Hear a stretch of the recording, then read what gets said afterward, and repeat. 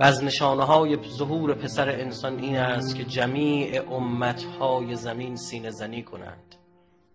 میگه یه جای درست میشه همه امت‌ها روی زمین میان اونجا جمع میشن، شروع میکنن نوحه کردن و سینه زدن بر یک کسی، یا همه‌شونو میکشیم سر این داغ بزرگ، همه میان واسه.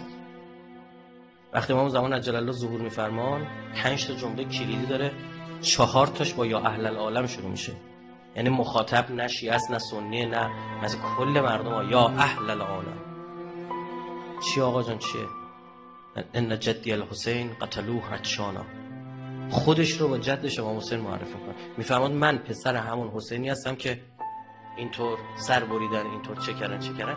و جالب مردم دنیا میپذیرن سری و میشناسن ایشون چرا؟ چون قبلش امام حسین رو میشناسن. یعنی یکی از فراهم شدن نشونه‌های در واقع اون اتفاق نزدیک ظهور اینه که مردم دنیا با نام امام حسین آشنا میشن. آشناس میگن حسین میشناسیم. آره.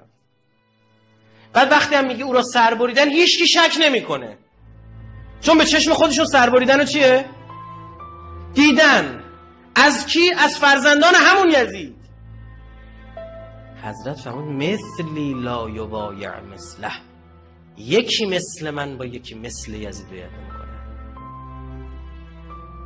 یعنی اصلا صحبت امام حسین و یزید نیست، صحبت مثل امام حسین بودن و مثل یزید بودن. یعنی تو هر لحظه باید خودتو بسنجی، مختصات خودتو نسبت مرکز مختصات بسنجی، من الان کجام نکنه دارم زیر علم امام حسین سینه میزنم اما مثل یزیدم.